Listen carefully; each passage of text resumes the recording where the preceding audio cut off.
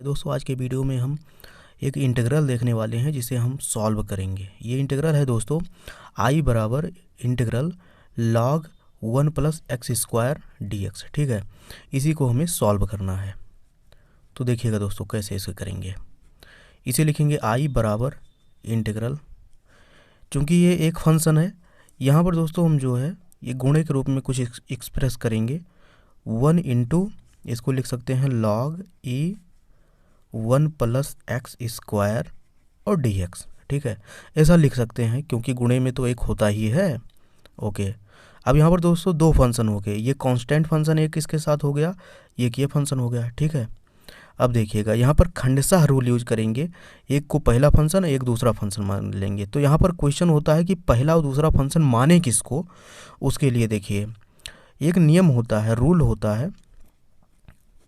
यहाँ पर दोस्तों रूल ये होता है ILATE, इलेट इसे कहते हैं। ठीक है, इलेट के अनुसार हम जो है पहला दूसरा फंक्शन चुनते हैं। तो पहला फंक्शन किसे मानेंगे, इसमें देखिएगा जो पहले आएगा उसे पहला मानेंगे, जो दूसरे स्थान पर आएगा या तीसरे जितना बाद में आएगा उतना उसको बाद वाला फंक्शन मानेंगे। देखिए कैसे, जैसे ये आई का मतलब होता है inverse trigonometric function, inverse trigonometric function. ठीक है, यल का मतलब होता है लॉगरिथमिक फंक्शन यानी लॉग वाला। ठीक है, ए का मतलब होता है एल्जेब्रिक फंक्शन, एल्जेब्रिक। ठीक है, इसके बाद टी का मतलब होता है ट्रिग्नोमेट्रिक, ट्राइगोनोमेट्रिक। ठीक है, समझ ही रहे हैं आप। ई का मतलब होता है एक्सपोनेंशियल फंक्शन, जो इसे ई की पावर वाला होता है, ई की पावर एक्स, ई की पावर वाई, ये सब। तो इस प्रकार के जो है दोस्तों ये दिया गया है। तो इसमें जो इन्वर्स ट्रिग्नोमेट्रिक फंक्शन है अगर इसमें आया है कहीं तो पहला फंक्शन माना जाएगा। ठीक है, उसके अलावा सभी दूसरे फंक्शन माने जाएंगे।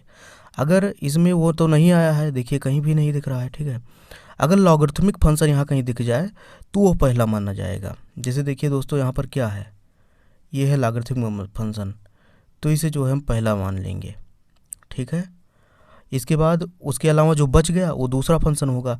ये इसको हमने दोस्तों पहला मान लिया और ये जो 1 है ये दूसरा फंक्शन हो गया। ठीक है, इसी के अनुसार हम इसको मानेंगे। अच्छा, अब आगे देखिए प्रोसेस।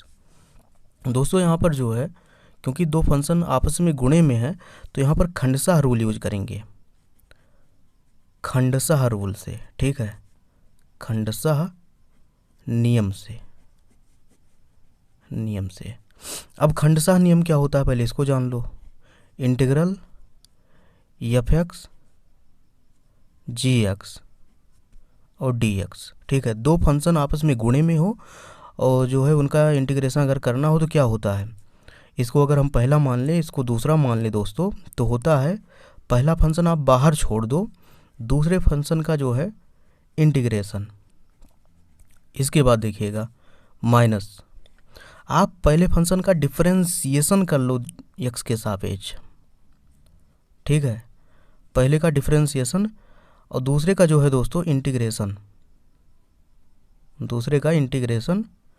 इसके बाद दोस्तों पूरे का इंटीग्रेशन, ये जो आएगा रिजल्ट इसका भी x के सापेक्ष क्या होगा, इंटीग्रेशन। ये जो है दोस्तों खंडशः रूल है। ठीक है, इसी खंडशः रूल के अकॉर्डिंग इसको हम जो है सॉल्व करेंगे। जैसे पहला फंक्शन ये दूसरा फंक्शन। अब देखिए कैसे, जैसे यहाँ पर दोस्तों हमने कहा ये पहला फंक्शन जो होगा ये वाला ये बाहर आ जाएगा, f(x) ना है ना। तो यहाँ पर देखिए कैसे होएगा, आई बराबर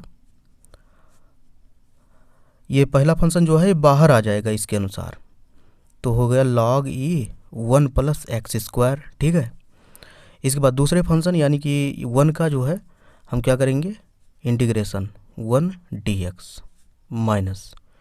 अब आइए अंदर डिफरेंशिएशन करना है इसका, पहले फंक्शन का, पहले फंक्शन का हम जो है क्या करेंगे, डिफरेंशिएशन, डिफरेंशिएशन कर देंगे इसका। इसके बाद दूसरे फंक्शन का इंटीग्रेशन करना है, दूसरे फंक्शन का हम इंटीग्रेशन कर देंगे, फिर होल इंटीग्रेशन यानी पूरे का इंटीग्रेशन कर देना है। ये दोस्तों इसमें लग गया। ठीक है, इसी नियम के अनुसार अब इसको हम हल करते हैं। log ई 1 प्लस एक्स स्क्वायर, 1 का जो है इंटीग्रेशन जो होता है वो होता है x। ठीक है, माइनस ये उसी नियम द्वारा है x के पावर n वाला। ठीक है, x के पावर n प्लस 1 अपान n+1 उसी के द्वारा इसे हम जो है किए हैं। आगे देखिएगा, इसका जो है डिफरेंशिएशन क्या होगा दोस्तों, चेन रूल के अकॉर्डिंग इसे हम जो है सॉल्व करेंगे। तो यानी कि पहले हम लॉग का डिफरेंशिएशन करेंगे, ठीक है।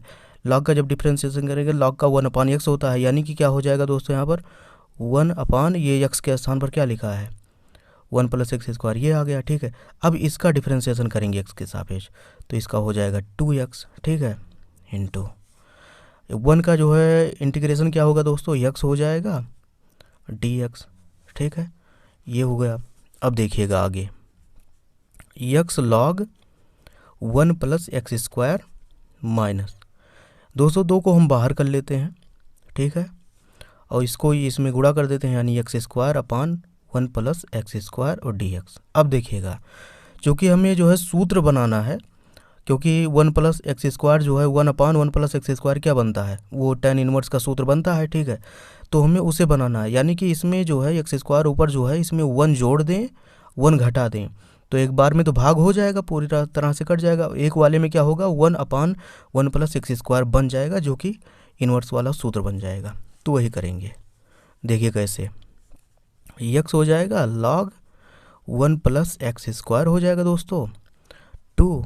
अब देखिए यहाँ पर x² है, एक जोड़ दो एक घटा दो, जितना जोड़ेंगे उतना घटा देंगे, बटे 1 + x²। इतने 1 x² + 1 ये जो है इस वाले से कट जाएगा एक बार में, यानी सेपरेट कर देंगे। x² वाले पे पहले इसको भाग करेंगे, इसके बाद अलग जो है 1 जो है उसके नीचे 1 + x² भाग कर देंगे, ठीक है, इस रूप में।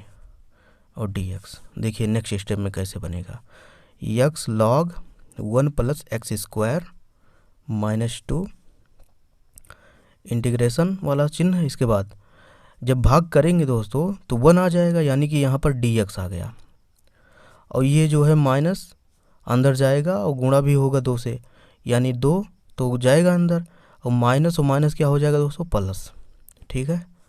1 है और नीचे क्या आ जाएगा 1 + x², ठीक है, 1/1 + x² और dx।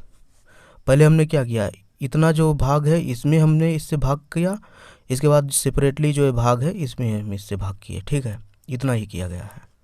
अब आगे देखिए, x log 1 + x², ये तो रहेगा ही यहाँ पर, क्योंकि 1 dx है, यानी कि इसका हो जाएगा दोस्तों 2x प्लस ये 1/1 + x² और dx है, यानी ये क्या है tan इनवर्स वाला बन रहा है, ठीक है, यानी कि ये हो जाएगा दोस्तों इसका tan इनवर्स x इंटीग्रेशन। अब क्या करेंगे दोस्तों, यहाँ प्लस c जोड़ दो जो कि कांस्टेंट होता है। अब यहाँ पर दोस्तों हम करेंगे थोड़ा सिंप्लीफाई, x log 1 + x², और यहाँ पर हम दोस्तों 2 बाहर कर लेंगे -2, तो x हो जाएगा minus tan inverse x + c।